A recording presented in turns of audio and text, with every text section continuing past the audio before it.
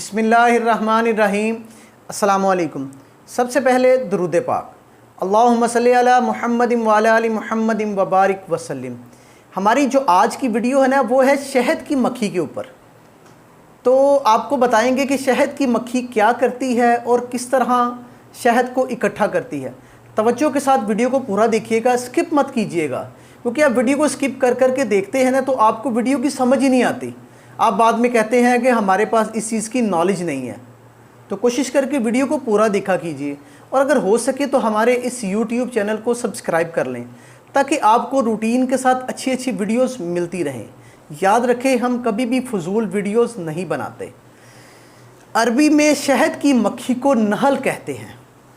कुरान पाक में अल्लाह ताला ने एक सूरत नाजिल फरमाई है जिसका नाम सूरह नहल है। इस सूरत में शहद और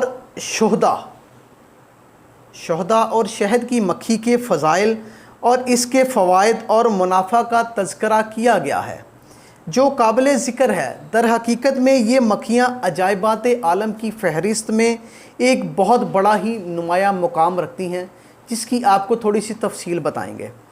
इस मक्खी के घरों यानी कि छतों का डिसिप्लिन और निज़ाम अमल इतना मुनज़्ज़म और बाकायदा होता है, गोया एक तरक्की याफ्ता मुल्क का निज़ाम सल्तनत है, जो पूरे निज़ाम के साथ निज़ाम मुमलिकत को चला रहा है, जिसमें कोई खलल और फसाद रोनमा नहीं होता। हज़ारों बल्कि लाखों की तादाद में ये मक्खियाँ इस तरह रहती हैं कि इनका एक बादशाह होता है, जो जिस्म और कद में तमाम मक्खियों से बड़ा होता है। तमाम मक्खियाँ इसकी क़यादत में सफ़र और क़यादत करती हैं, यानी कि उसकी बात भी मानती हैं और सफ़र भी करती हैं। इस बादशाह को यासूब कहा जाता है। इनका यासूब इन मक्खियों के लिए तकसीम कार करता है और सबको अपनी अपनी ड्यूटी पर लगा कर काम करवाता है। चुनांचे कुछ मक्खियाँ मकान बनाती हैं, जिसको हम छत्ता भी कहते हैं, जो एक सुराखों की शक्ल वाला होता है। ये मक्खियाँ इन सुराखों को इतनी खूबसूरती और यकसानियत के साथ 6 गोशों वाला इंतहाई खूबसूरत शक्ल में बनाती हैं, गोया किसी माहर इंजीनियर ने प्रकार की मदद से बना डाला हो। सबकी शक्ल बिल्कुल यकसा और एक जैसी, सबकी लंबाई चौड़ाई और गहराई सब एक जैसी होती है।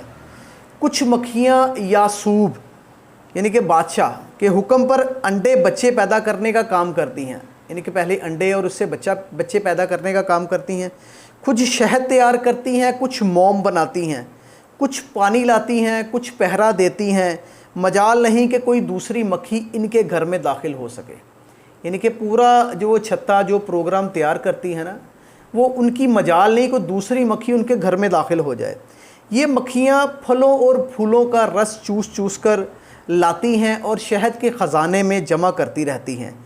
फलों और फूलों की तलाश में जंगलों, मैदानों, बल्कि सैकड़ों मील अलग अलग दूर तक चली जाती हैं, मगर ये अपने छत्ते को नहीं भूलती, अपने घर को नहीं भूलती, और बिला तकलीफ़ बग़ैर किसी तलाश के सीधे सैकड़ों मील दूरी से आते हुए भी अपने छतों तक पहुंच जाती हैं।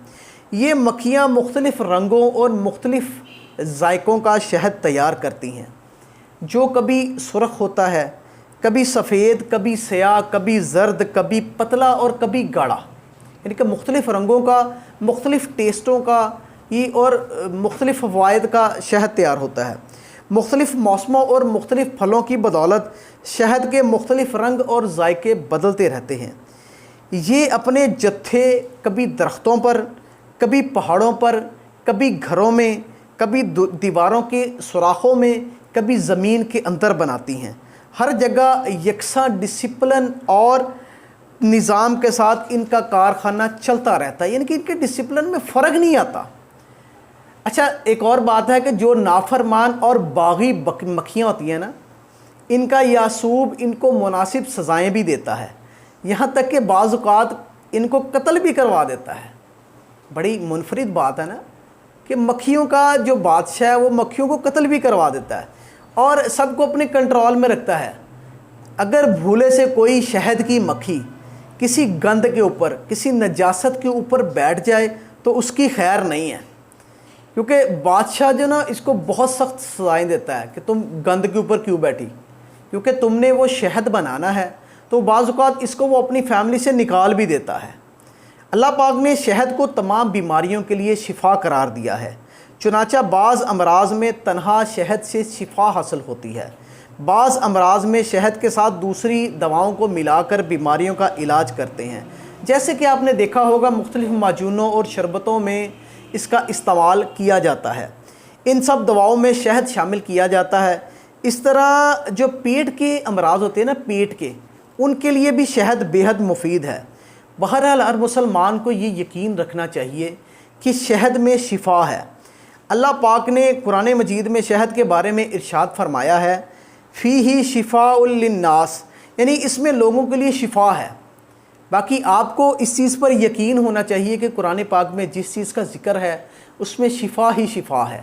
شہد کو مختلف طریقوں سے استعمال کیا جا سکتا ہے، تو آپ کوشش کر کے اس کو مختلف طریقوں سے استعمال کریں اور اپنے لیے فائدہ مند بنائیں۔